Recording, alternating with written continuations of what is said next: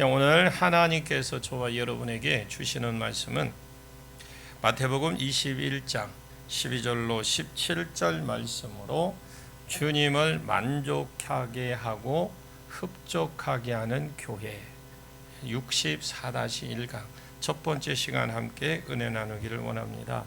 지난주 말씀은 예수님이 예루살렘에 입성하실 때에 예루살렘에 다 왔는데 한 1km만 걸어가시면 되는데 안 걸어가시고 지금까지 잘 걸어 오셨는데 남의 나귀를 자기 것이라고 하시면서 가지고 오라. 그리고 나귀를 탔는데 나귀를 탔으면 좀 폼나는 어미를 좀 타고 가야 할 건데 어미 새끼하고 두 개를 끌고 오니까 새끼 나귀를 탑니다. 한마디로 예수님이 하시고자 하는 일을 알리고 다니시는 분이십니다. 내가 메시아라는 것을 스가랴서 9장 9절에 대해서 예언한 대로 예수님은 겸손하셔서 겸손한 왕이 되셔서 겸손한 왕으로 오셔서 또 예루살렘에 올라갈 때 자기를 높이지 아니하고 겸손의 왕 나귀 곧 나귀 어린 것을 타셨다라는 말씀을 이루시는 분이다 라는 것을 일부러 가르쳐 주려고 알리셨습니다. 그 이전에 소경을 고치고 또 나귀를 타고 가시고 또 가셔도 자기가 어떻게 메시아가 되었음을 계속 증거하고 알리셨습니다. 이런 뜻을 알리고 다니신 결과로 예수님의 측근들은 이분이 진짜 왕이시구나, 진짜 메시아구나, 진짜 다윗의 자손이구나, 진짜 하나님이시구나 깨닫고 자기 겉옷을 벗어서 나귀의 안장을 지우고 길에 깔고 종려나무 가지를 흔들고 승리를 확신하고 또 그들이 찬양하면서 주 다윗의 자손이여 우리를 구원해 달라고 호산나 다윗의 자손이여 주 하나님이여 하면서 찬양하고 메시아를 알아갔습니다. 이것이 오히려 다른 사람들에게 확장이 되고 또 확장이 되어서 전 예루살렘에 올라가는 그 절기를 지키러 올라가는 사람들과 예루살렘에 현재 살고 있는 그 사람들과의 분위기가 이제 주님을 메시아로 인정하고 환영하는 분위기로 쭉 가고 있었지만 그럼에도 불구하고 대부분 사람들은 남이 이렇게 노래하니까 덩달아서 따라 부르고 실제로 저 사람이 누구라고 물어보니까 이 사람 다윗의 자손이야. 소리 안 하고 나사렛에서 온 그냥 선지자야. 그냥 선지자 예수다. 이렇게 말함으로 예수를 모른 겁니다. 그래서 같은 한 교회에서 주님을 섬겨도 주님의 뜻을 알리고 다닐 때 사모하는 마음이 있고 또 주님을 가까이 해서 수종도 들고 주님을 가까이 해서 섬기는 자들은 메시아를 아는 복을 누리고 정말 신앙을 고백합니다. 그러나 나머지는 뜻을 알려도 모르고 있더라는 거죠. 누가복음 19장 41절에 예수님이 예루살렘에 가까이 오셨을 때 눈물을 흘리셨습니다. 그러면 왜 예수님이 우셨느냐? 예수님 눈에는 이미 망할 예루살렘이 미리 보인 겁니다. 예수님 눈에는 예루살렘 성벽이 돌 위에 돌 하나도 남지 아니할 것을 무너질 것을 AD 70년에 이런 일이 진짜 일어났습니다. 디도 장군에 의해서 완전히 무너지고 아이벤 부녀의 자녀들이 이렇게 바위에 내어침을 당할 것을 예수님의 눈에 영으로 보인 겁니다. 그래서 예수님은 눈물을 흘리셨는데 이런 상 가운데 예수님이 예루살렘으로 이제 들어오셨습니다. 그래서 오늘 본문을 읽으면서 예수님도 시장길을 느끼신다는 걸 알았고 더 나가서 영이신 하나님도 배고파하고 배불러 하시고 시장을 느끼시고 충만해서 만족함으로 느끼신다는 걸 알 수가 있습니다. 예수님이 땅에 계셨을 때 사람의 몸을 입으셨으니까 배고프다는 것이 이해가 되고 배부르다라는 것이 이해가 되는데, 하나님도 그렇다라는 걸 좀 그렇습니다. 그런데 하나님도 배불러 하고 하나님도 배고파 하신다는 걸 아셔야 됩니다. 예수님이 어느 날 사마리아 계실 때 시장에 보이셨어요. 요한복음 4장에 시장에서 배고프셔서 수가라 하는 성에 앉아 있을 때에 한 여자 예수님을 만나서 교제를 하고, 그 당시 제자들은 먹을 것을 구하려 마을로 갔습니다. 그때 어떤 여자를 만났고 이 여자에게 복음을 제시하더니 이 여자가 메시아인 줄 알고 너무너무 좋아서 뛰어나가서 자기가 살던 고향 동네에 가서 메시아를 증거했고, 그 증거를 들음으로 많은 사람들이 예수를 만나려 이 여자의 말을 듣고 예수를 만나려고 동네 자체가 전부 다 예수를 믿고 부흥이 되는 그런 은혜가 있었습니다. 그때에 제자들이 먹을 걸 사서 들고 왔습니다. 들고 왔을 때에 예수님이 나의 먹을 양식은 따로 있다 하시고 먹지 않으셨어요. 방금까지 시장하다 배고프다 해서 먹을 것을 눈치껏 구해왔는데 예수님이 안 드신 거예요. 제자들은 이렇게 생각을 합니다. 누가 먹을 걸 먼저 드렸나? 이렇게 생각을 했던 거죠. 그러나 예수님은 나의 먹을 양식은 따로 있다라고 말씀합니다. 그것이 아버지가 보내신 나를 보내신 이의 일을 하는 것이 내 양식이다. 사람은 육만 있는 것이 아니라 영도 있고, 이 영은 밥을 많이 먹을 때는 배부르다 하고 돈이 많으면 돈이 많다, 넓은 집에 산다면 새 집을 산다고 배부른 것이 아니라, 사업장을 넓히고 회사를 경영한다고 해서 배가 부른 것이 아니라, 이 영은 우리가 하나님의 자식인 줄 알고 하나님과 관계가 바로 되고, 더 나아가서 하나님께서 우리에게 명하신 일들을 잘 감당할 때에 내 영이 배불러진다는 거예요. 이것이 곧 하나님의 배부르심입니다.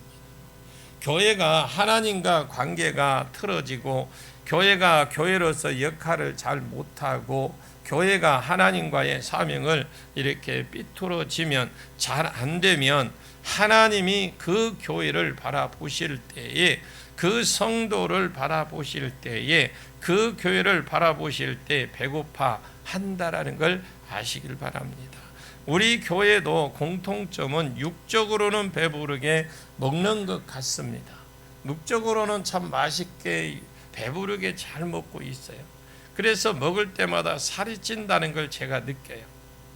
그런데 영적으로는 어떤 교회에 집회 갔을 때 진짜 흐뭇하고 배부르고 이런 포만감을 느끼는가 하면, 또 어떤 교회는 가면 참 나도 세상 일에 갑갑해 죽겠는데 그거에 가면 그거 더 갑갑한 걸 느낍니다. 내 인생도 갑갑한데 여기는 왜 이렇게 갑갑한가? 진짜 갑갑함을 느끼는 교회가 있어요. 배고픔을 느낀다라는 거예요. 영적. 배부르게 먹었는데도, 먹여주는데도 배고픔을 느끼고 갈증을 느낍니다. 하나님으로부터, 또 하나님으로 배부르게 하는 개인과 교회가, 우리 그런 교회가 되기를 예수님의 이름으로 간절히 축복합니다. 오늘 본문 12절을 같이 보겠습니다. 시작. 예수께서 성전에 들어가사 성전 안에서 매매하는 모든 사람들을 내쫓으시며 돈 바꾸는 사람들의 상과 비둘기 파는 사람들의 의자를 둘러엎으시고. 자, 예수님이 이제 예루살렘에 갔을 때에 다른 곳에 가지 않았습니다. 예수님이 예루살렘 올라올 때마다, 절기 때마다 올 때마다 베다니까지는 개인 집에도 가셨고, 예루살렘에 딱 오셔서는 어디 딴 곳을 가지지 않았어요. 여리고에서 삭개오 집을 방문하고, 여기 갈릴리에 오면 베드로의 장모 집 방문하고, 개인적으로도 가서 미팅도 하고 만나기도 하셨는데, 그러나 예루살렘에서는 거의 성전 말고는 가신 적이 없어요. 밤이 되면 감람산에 가서 기도하시고 또 예루살렘 오시면 예루살렘이 굉장히 넓습니다. 그런데 딱 성전에만 계셨고 오늘 본문에도 예루살렘에 오셔서 성전에 가셨어요. 예루살렘에 망할 것을 눈에 보이셔서 예루살렘 입구에 눈물을 흘리시고 우셨던 그 주님이 예루살렘에 가셨을 때 딱 성전만 딱 들어가셨어요. 왜 그러면 예수님이 그걸 보시면서도 성전 딱 들어가셨을까? 왜 예수님이 예루살렘에 오셨을 때 성전만 가려고 하셨을까? 따라합니다. 성전이 중심이다. 예, 오늘 말하면 교회가 중심이다라는 거죠. 성전이 중심이기 때문에 이것 때문에 있을 것 같고, 그러니까 성전이 중심이잖아요. 어떤 문제가 있어요. 지금 예수님이 눈으로 영으로 보신 것이 앞으로 예수님 딱 승천하시고 나면 30년 후에 예루살렘이 완전히 망합니다. 그걸 보신 예수님이 자, 성전이 중심이고 성전이 답이기 때문에 교회를 가셨어요. 그런데 제가 보기에는 주님이 성전에 대한 어떤 교회에 대한 기대를 좀 뭔가 단단히 그건 거신 것 같아. 해결할 수 있는 것은 교회밖에 없으니까. 근데 지금 예수님 눈에는 이미 영적으로 예루살렘 망하는 것이 예수님의 눈에는 보입니다. 예수님이 그걸 보면서 안타까워 마음이 아파서 울고 있어요. 이 예루살렘이 만약에 안 망할 수만 있다면, 여러분, 안 좋은 것은 하나님이 보여주신 것은 돌이키라고 보여주시는 줄로 믿습니다. 여러분들이 어떤 예언을 듣거나 어떤 환상을 보거나 이런 거 볼 때 안 좋은 것을 보여주는 건 빨리 회개하고 돌이키라고 보여주는 거예요. 요나가 느니웨 성이 무너질 것을 음성으로 들었어요. 가서 무너진다고 해라. 안 무너졌습니다. 예언은 절대적인 것이 아닙니다. 따라합니다. 예언은 큰 가능성이다. 예, 예언은 절대적이지 않습니다. 누가 예언을 받고 어떤 사람이 예언을 해도 예언은 절대적인 게 아닌 거예요. 예언은 그냥 가능성이에요. 히스기야가 죽는다고 예언을 받았지만 안 죽었어요. 느니웨 성이 무너진다고 예언해냈지만 안 무너졌습니다. 좋은 예언은 이루어달라고 기도하시길 바라고, 엘리야도 비 온다고 예언받았지만 나만도 요단강 강물에 7번 빠진다고 예언을 받았지만 자기가 그 말씀을 붙들고 수종하고 기도하고 이렇게 할 때에 이루어졌다라는 거예요. 가능성이에요. 엘리야도 비 온다고 예언을 받았을 때에 하나님이 음성을 들었을 때에 그 비를 내려달라고 무려 7번이나 무릎을 얼굴에 쳐박고 7번이나 기도하니까 겨우 손바닥만한 구름이 서쪽에서 왔고 지중해 쪽에서 왔고 그것을 비를 뿌리기를 시작을 했다는 거예요. 그게 많은 사람들이 예언을 받아서 그것을 들을 때 좋다 하고 녹음까지 시켜놓고 좋아서 그냥 죽어. 좋아서 좋은 거 받으면 따라합니다. 그 다음에는 아무 일도 없더라. 그 다음에는 아무것도 안 해. 받았다고 그래놓고 녹음기 녹음해놓은 것도 그대로 저 선반 위에 올려놔. 그리고 그걸 이루어지느냐고 봐 또. 그리고 그 예언이 이루어질 때까지 기도하지도 않아. 아무 일도 안 일어납니다. 이것이 반복되면 예언은 실망합니다. 받아봐야 뭐 별거 아니더라. 그것이 안 되네. 저 사람 별로 예언 잘 못하는가 보다. 그것이 예언에 대해서 피치를 올리다가 일어나는 교회 현상 중에 하나인데 그것은 자기가 잘못한 거예요. 주신 말씀을 믿고 계속해서 이루어 달라고, 하늘에서 이루어진 계획이 땅에서도 풀어지게 해달라고 기도해야 이루어지고, 안 좋은 예언도 틀어 막아야 여러분 지금 물이 새는데 틀어 막아야 될 거 아니에요. 수돗물이 새면은 빨리 그걸 고쳐야 되잖아. 틀어 막을 수 있잖아요. 그래야 빨리 헛물 안 나가고 추가 수도비 더 안 나오고. 예수님은 예루살렘에 망하는 것을 분명히 보았어요. 그리고 이 예루살렘 망하지 않게 하는 이 하나님이 보여준 것이 이루어지지 않게 하시려고 하는 유일한 해답, 유일한 답이 성전이라는 걸 알았어요. 즉 말하면 우리가 인생에 안고 있는 문제가 세상 사람들에게 내 지혜, 내 계획 갖고 되는 것이 아니라 그 답이 주님 앞에 나와서 철저히 무릎을 꿇고 기도하는 것밖에, 교회 안에서 하나님밖에 답을 줄 수 없다는 걸 예수님이 아신 겁니다. 만약에 이 전주 땅이 죄로 인하여서 하나님의 심판을 받는다고 칩시다. 북한이 쳐들어온다든지 배 타고 이 전주로 온다든지 하여튼 한다든지, 아니면 전주로부터 치러 온다든지, 전주부터 치러 온다든지, 아니면 미사일이 날아온다든지, 쓰나미가 온다든지, 아니면 대지진이 전주만 일어난다고 친다며, 그래서 하나님이 전주 땅을 칠 계획을 하셨다고 칩시다. 이 전주 땅이 소망이 없어요. 우리가 보기에 하나님이 교회들만이 소망이 있습니다. 미리 귀가 열려서 그 음성이, 그 계획을 하나님으로부터 받은 게 이게 복이에요. 중보자가 나서서 막아야 되는 것입니다. 하나님 진노를 그쳐 주시옵소서. 이 전주 땅에 미사일이 떨어진다는 미사일을 주님 구름기둥을 막아주세요 하고 여러분 기도하셔야지. 그리고 복음을 전하고 거기에 대해서 우리 하나 전주 땅에 그런 일이 온 만민이 다 알고 있었는데 기도해서 그걸 막았다. 그래, 우리 복음을 전하러 나가서 봐봐라, 우리 하나님께서 막아주시지 않았느냐. 알리고 교회로부터 알려서 교회가 각성하고 깨고 교회가 회개 운동을 하고, 이것만이 하나님의 진노를 돌이킬 수 있는 유일한 길이에요. 우리가 어떤 수많은 문제가 건강의 문제든 환경 문제든 물질의 문제든 무슨 문제든 간에 문제는 교회, 여러분 성전 즉 교회의 답이 있어요.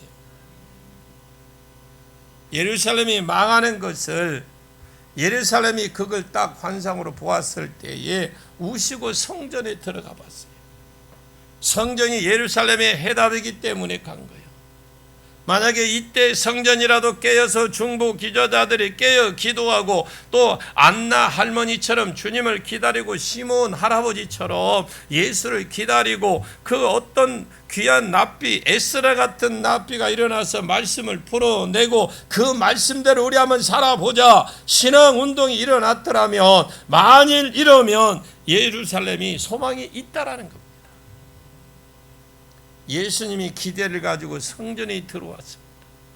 그런데 예수께서 성전에 들어가서 성전에서 매매하는 모든 사람들을 내어 쫓으시고, 돈 바꾸는 사람들을 상과 비둘기 파는 그 사람들의 의자를 둘러 엎으시고, 예수님이 성격이 굉장히 좋으시고 인자하신 분인데, 좋으신 분 같은데 본문을 보면 꼭 그런 것 같지는 않은 것처럼 보입니다.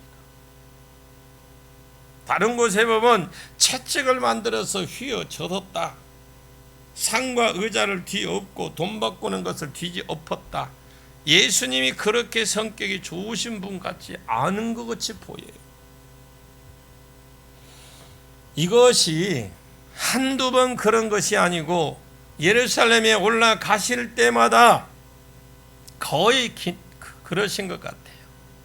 6월절은 이스라엘의 3대 절기 중 하나인데, 6월절, 오순절, 초막절 이런 거 6월절이 되면 한 200만 전후로 해서 예루살렘이 다 예루살렘 모여듭니다.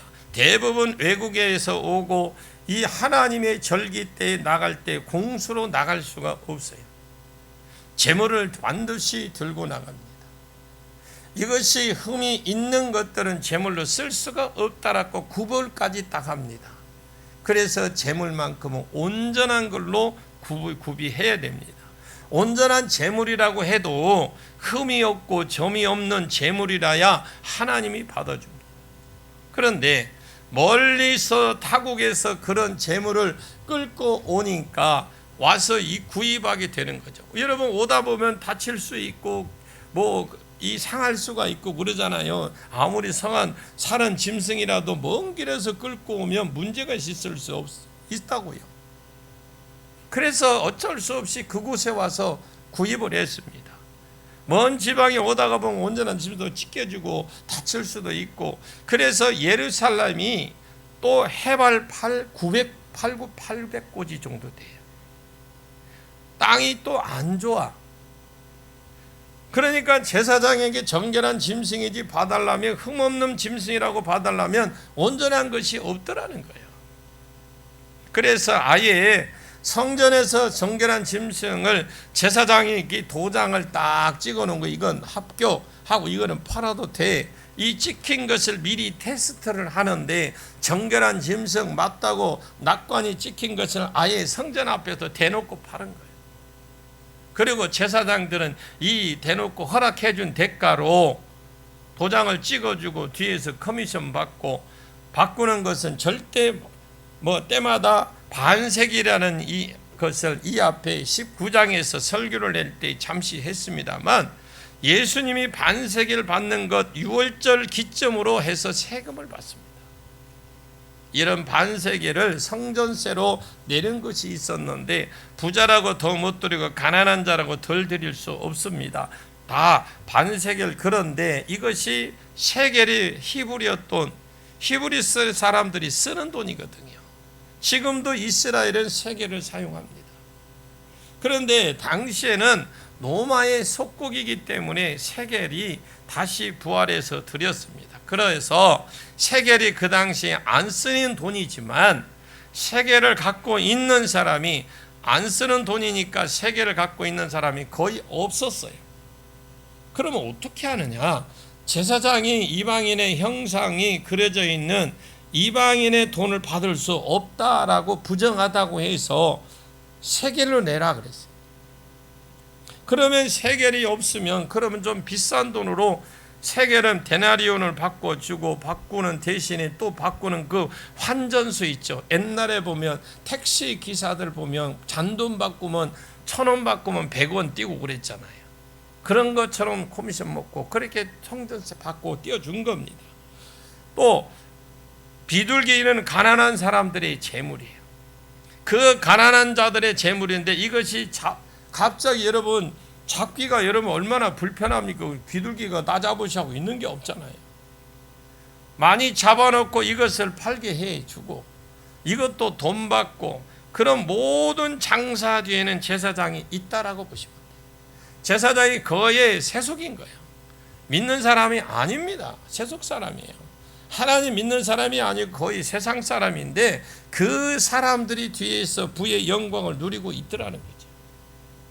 예수님이 예루살렘이 멸망하는 것을 본 후에 예수님이 교회와, 그래 성전이 해답이라고 교회 와서 성전에 딱 오셨는데 거기에 본 것이 그냥 비둘기 팔고 소 팔고 양 팔고 장사하고 돈 바꾸고 이런 것을 계산하고 엉망인 거예요.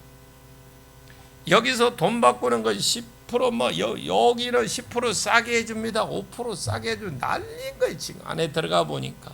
그리고 바꿔주니까 안녕히 가십시오, 오십시오 하고 또 오십시오, 계속 이런 소리만 들려요. 기도하고 예루살렘의 죄악을 보면서 안타까워하고 통곡하는 그런 자들은 소리는 아예 있지도 않고, 마땅히 있어야 될 성전으로서의 모습은 안 보이고 그냥 세상된 깊은 세상이 되어지고 있더라는 겁니다. 13절을 보겠습니다. 시작. 그들에게 이르시되 기록된 바 내 집은 기도하는 집이라 일컬음을 받으리라 하였거늘 너희는 강도의 소굴을 만드는도다 하시니라. 자, 그들에게 이르되 기록된 바 내 집은 기도하는 집이라 일컬음을 받음이라 그랬죠. 13절에 보면 거기에 너희는 그 뒤에 강도에 보면 이 강도 그 내 집이라는 그 내자 있죠. 내 집. 그 기역자 있죠. 이 기역자는 밑으로 쭉 내려가면 내 집은 앞에 기역이 있습니다. 이게 이사야 56장 7절에 기록된 바 내 집은 만민이 기도하는 집이라 일컬음을 받으리라. 이렇게 되어 있고 이 말씀을 예수님이 그대로 인용을 하신 거예요. 그런데 예수님은 조금 다르죠. 성전에 딱 가보니까 있어야 될 것은 없고 완전히 장사가 하는 완전히 엉망인 거예요.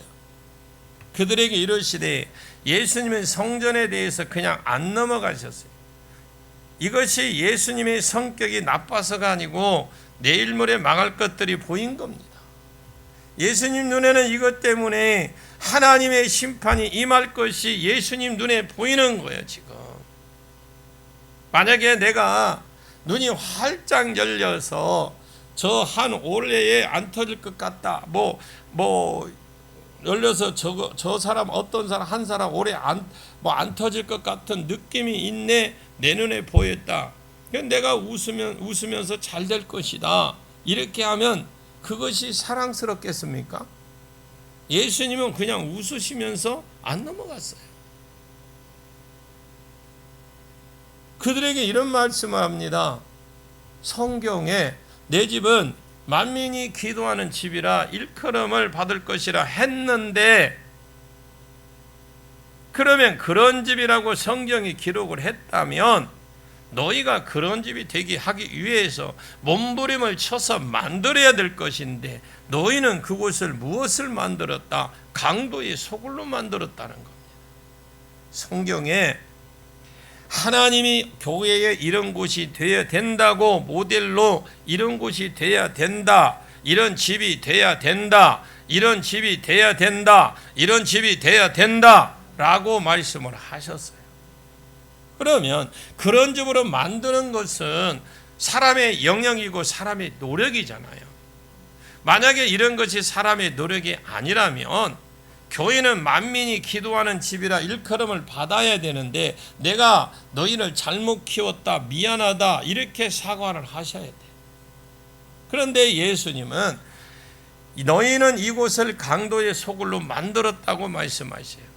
하나님이 보내주신 모델로 만들어 가야 될 책임은 물론 우리가 그런 목적으로 덤빌 때에 하나님이 도와주시고 되게 하실 겁니다. 잘 되게 하실 겁니다. 그러나 우리가 그런 모습으로 갖춰지려고 몸부림을 치셔야 돼.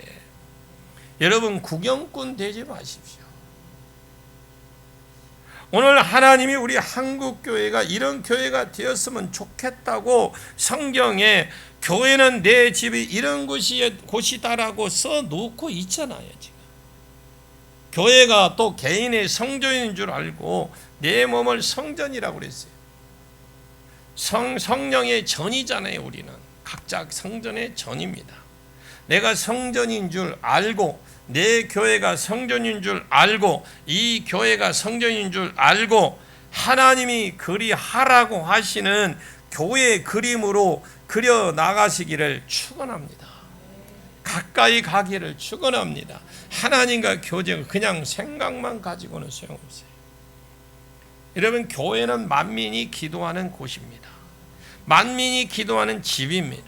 솔로몬이 성전을 딱 지었을 때에 열왕기상 8장에 성전을 짓고 이렇게 성전을 짓고 나면 옛날에 우리 어른들 집을 짓고 낙성식을 하잖아요.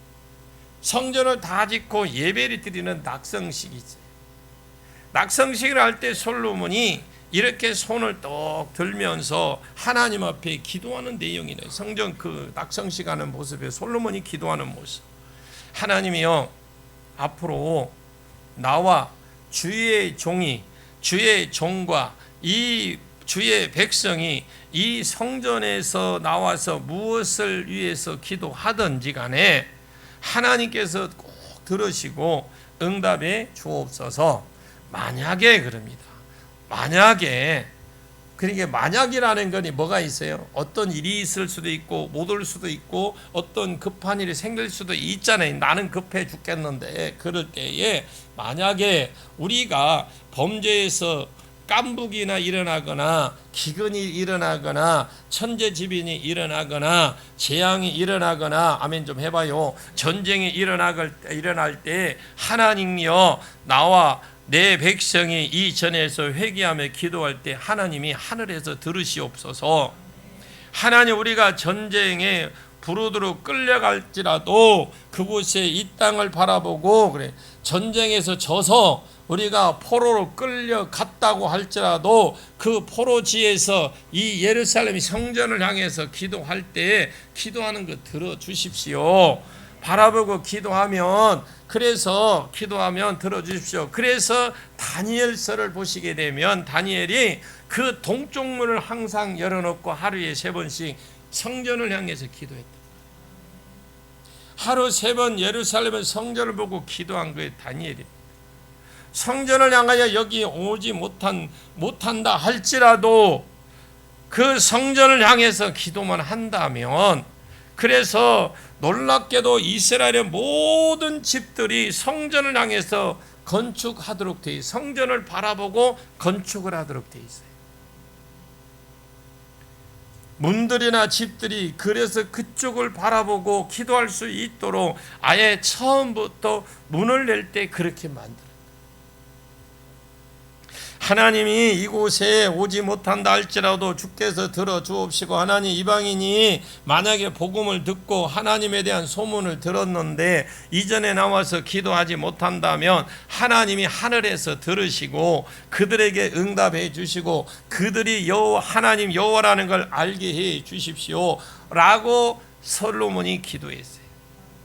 솔로몬이 기도하기를 다함에 솔로몬이 기도하기를 다함에 하늘에서 불이 떨어진 거예요.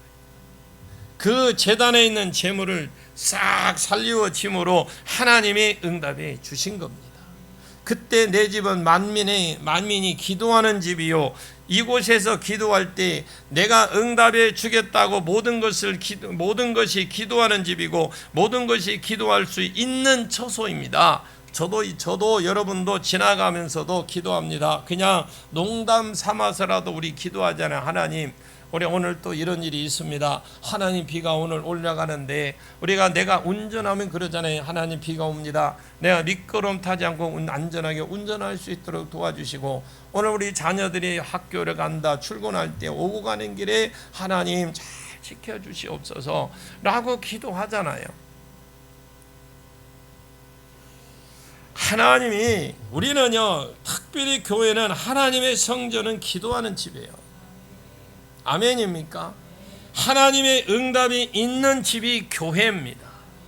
이곳은 기도하는 집으로 만들어 가시기를 축원합니다. 그리고 교회는 말씀이 선포되는 곳입니다. 성경에 에스라나 히스기야나 또 요시야나 이런 사람들이 나이벌의 부흥을 일으키는 사람이고요, 회복을 가져온 사람들입니다. 대표적인 사람들이에요. 이 사람들은 어떻게 할 때 나라의 부흥이 일어났고 회복이 일어났느냐? 말씀을 그냥 푸는 거예요. 요시야는 율법책을 발견하고 잃어버린 그 당시에 이스라엘의 율법책도 없었어요. 잊어버려서 잃어버린 율법책을 사관에게 찾아서 그거를 왕에게 주었더니 왕이 그것을 읽고 옷을 찢고 아이로부터 야야 큰일 났다, 우리나 망했구나 하고 해답이 거기서 율법책에서 나왔어요. 그래서 여전 선지자인 훌다에게 사람을 보내서 물었더니 진짜 하나님이 심판의 계획을 가지고 있더라는 겁니다. 요시야가 옷을 찢고 백성들을 전부 다 성전으로 불러 모아서 제사장들은 낮팀, 오후팀, 저녁팀, 제사장들은 이렇게 나누어서 낮 3분의 1은 기도하고 낮 3분의 1은 이런 말씀을 듣고 낮 3분의 1은 그것 말씀을 풀어서 설교를 듣고 울고 불고 회개하고 그런 시간을 가졌을 때에 이스라엘이 회복하고 부흥이 일어난 줄로 믿습니다. 여러분, 말씀을 들으면 사람이 영과 혼이 있는데 영, 혼, 육이 있어요. 있는데 몸 안에 영이 죽었다가 착 살아난다니까. 그래서 살리는 것은 영이니 육은 무익하니라. 내가 너희에게 이런 말이 영이요 생명이다. 그래서 그 말씀을 들으면 죽었던 영이 살아나고 사람이 벌떡 일어나는 거예요. 살아납니다. 살아나기를 축원합니다. 살아나는 역사가 있기를 축원합니다. 이 살아난 영이 자라고 강해진다라는 거예요. 복음에는 하나님의 의가 나타나서 복음, 믿음에서 믿음으로 이르게 한다. 믿음이 생겨서 영이 살 뿐만 아니라 믿음에서 더 큰 믿음으로 점프를 해 나가고 영이 성장에 일어나고 성숙이 일어나는 거예요. 그리고 말씀을 들을 때에 회개가 일어나는 거예요. 말씀 자체가 회개를 합니다. 그리고 말씀 자체가 그 사람의 살아가는 어떤 방향을 제시해 줍니다. 우리가 어떻게 살아야 될지 방향까지 제시해 줘요. 그 길로 가면 안 된다. 그 길로 가면 정도니까 그렇게 간다. 이렇게 계속 말씀이 방향을 제시해 주는 거예요.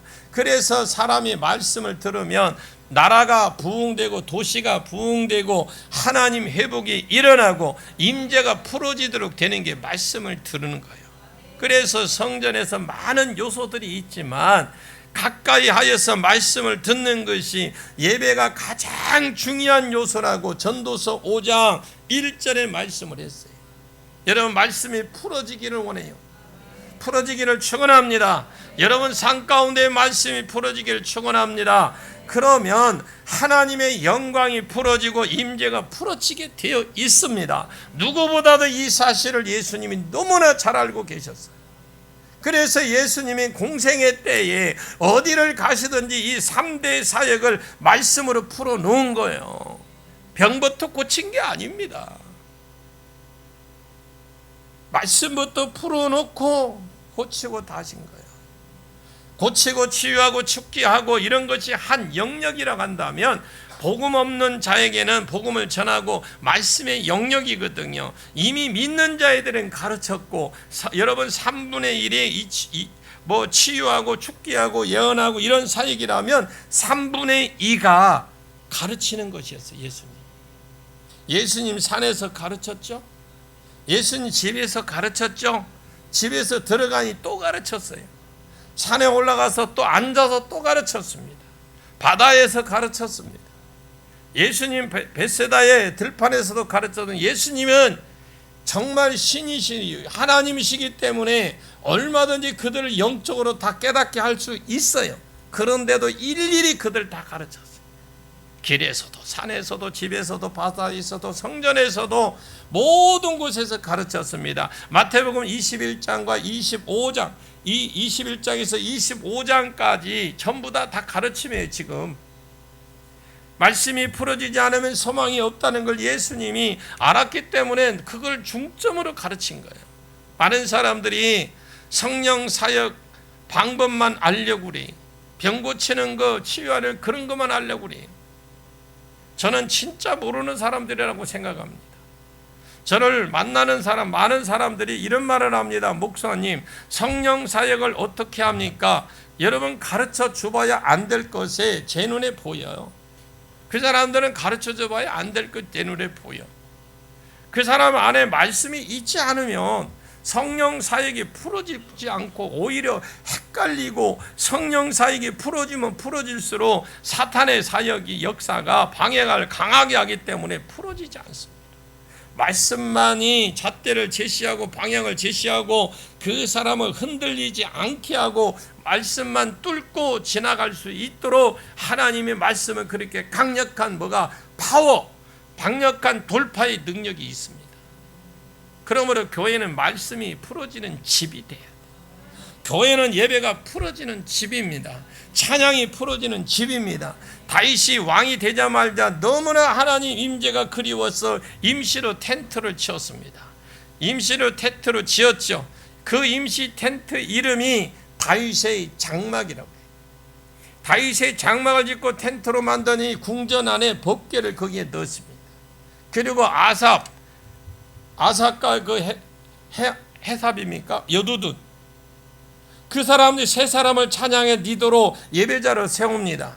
그리고 288명의 훈련을 받은 리더들을 그 자리에 세우고 그리고 이 사람들이 365일 24시간 365일 계속해서 시편 27편 4절에 보니까 내가 원하는 한 가지, 하나님 전에 가서 계속 그분을 예배하고 그분의 음성을 듣는 데 집중했습니다. 계속해서 예배가 끊어지지 않고 예배를 계속해서 365일 돌렸을 때에 하나님의 영광이 예루살렘에 풀어지고 하나님의 역사, 형통함이 풀어진다는 걸 다윗이 그걸 보고 체험을 했어요. 그래서 이것이 자기의 몸으로 쭉 느껴지고 알았어. 그래서 다윗이 결심한 것이 있잖아요. 이런 식으로 임시 텐트로는 안 되겠다. 정식으로 하나님의 성전을 짓고 큰 성전을 짓고 더 많은 예배자들을 세워서 하나님의 임재가 풀어지고 하나님의 영광이 풀어지고 사탄의 나라가 하나님 나라로 바꿔지는 이런 통치가 풀어지는 것을 더 경험해야 되겠다. 그래서 성전 짓기로 결심을 한 거예요. 이곳이 교회입니다. 교회는 기도의 집이에요. 교회는 말씀의 집이에요. 교회는 하나님의 찬양과 예배가 풀어질 때 이런 것들이 통해서 교회의 하나님의 임재가 강하게 부어지고 교회의 하나님 임재가 세상 밖으로 흘러서 넘쳐 나가서 다른 사람들이 교회 안으로 들어오게 되고 전도가 복음이 흘러가게 되는 것입니다. 우리가 지금 카페에 마중물 카페 하는 것도 뭡니까? 우리가 가지고 있는 것들을 나누면서 또 여러분들이 병든 자에게 손을 얹고 기도해주고 필요한 자 예언해주고 필요한 자는 치유해주고 이렇게 해서 여러분 가르치고 안 믿는 자에게 복음을 전해서 복음을 전하고자 하는 것이거든요. 그 땅에 저주가 끊어지고 하나님의 심판이 끊어지고 하나님의 그 자리에 임재가 풀어지고 하나님의 복과 영광이 풀어지는 것입니다. 교회가 소망이에요. 이 땅의 소망은, 이 땅의 유일한 소망은 교회입니다. 그런데 이 교회가 예수님이 지금 예루살렘 가보니까 완전히 장사꾼으로 바뀌어졌어요. 그때 예수님은 내 집은 만민이 기도하는 집이라고 일컬음 받을 것이라고 했는데 내 집은 말씀이 풀어지는 집이라고 일컬음 받는 집이라고 했는데 내 집은 찬양과 예배를 통해서 하나님의 영광이 풀어지는 곳이라고 하나님이 기록 딱 해놨는데도 너희는 왜 강도의 굴로 만들어놨느냐? 왜 너희는 이곳에서 교제만 꿈꾸고 돈 버는 것만 꿈꾸고 네 출세만 꿈꾸고 이것이야 교회냐? 그 뒤에 예수님 눈에 보인 거예요. 그 뒤에는 하나님의 임할 심판이 예수님 눈에는 보인 겁니다. 이것이 교회냐? 이것이 내가 꿈꾸는 교회냐? 이 교회가 말씀의 집이 되고 기도의 집이 되고 이 교회가 하나님의 임재가 풀어져서 하나님의 찬양이 풀어지고 예배가 제대로 풀어졌을 때에 이 교회를 예배를 기대하고 부르심을 느끼는 은혜가 있기를 축원합니다. 거기에 예수님은 거기에 시장기를 느끼신 거예요. 예수님이 시장기 느끼시지 않게 해주십시오. 분명히 내 집은 기도하는 집이라고 말씀했습니다. 말씀의 집이라고 했는데 분명히 성경에 찬양하는 집이라고 했는데 이런 소리는 하나도 없고 계속 양사시오 소사시오 돈 바꾸시오 비둘기 사시오 하나님으로 인하여 기뻐하는 것이 아니라 돈으로 인해서 기뻐하고 이런 것이 되면 되겠느냐? 왜 너희가 이런 것을 만들었느냐? 지금 예수님이 책망하시는 겁니다. 그것을 주님으로 하여금 배고프게 하는 것이고 그것이 주님으로 하여금 진노하게 하는 것이고 이것이 무슨 예배당이냐? 마이크 고장 나면 여러분 마이크 보관합니까? 고쳐서 안 되면 버리죠. 예수님이 이 고장난 것 같은 이 마이크 고장난 것 같은 성전 기능 이 기능을 다 못하고 있는 이 성전을 회복시켜 보려고 지금 채찍을 들고 세상을 엎는 거예요. 성질이 급해서 성질이 더러워서 그런 게 아니에요. 그것을 내어쫓고 지금 난리를 칩니다. 미워서가 아닙니다. 이것을 바꿔보려고 회복시켜 보시려고 왜 이것이 세상의 소망이 아니니까 소망이 되는 교회가 소망이 되게 하기 위해서 이것이 회복이 돼야 세상이 안 망할 것이 주님의 눈에 보이니까 사랑으로 하고 계신다라는 거예요.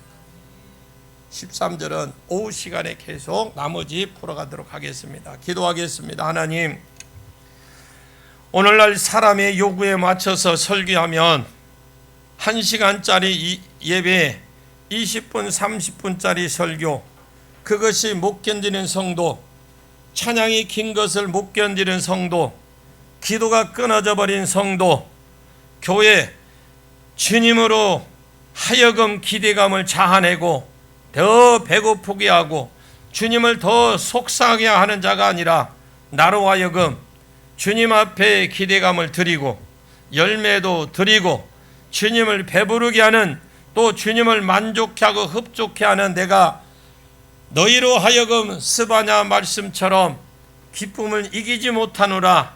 너희를 볼 때 내가 배부르다 충분하다. 이 시대에 너희 교회가 있음이 나의 자랑이요 기쁨이다. 바로 그런 교회가 되게 해 주시옵소서. 우리 효동교회가 세상에 답이 되게 해 주시옵소서. 우리 성도들이 세상에 답이 되게 해 주옵소서. 예수님의 이름으로 간절히 기도하옵나이다. 아멘.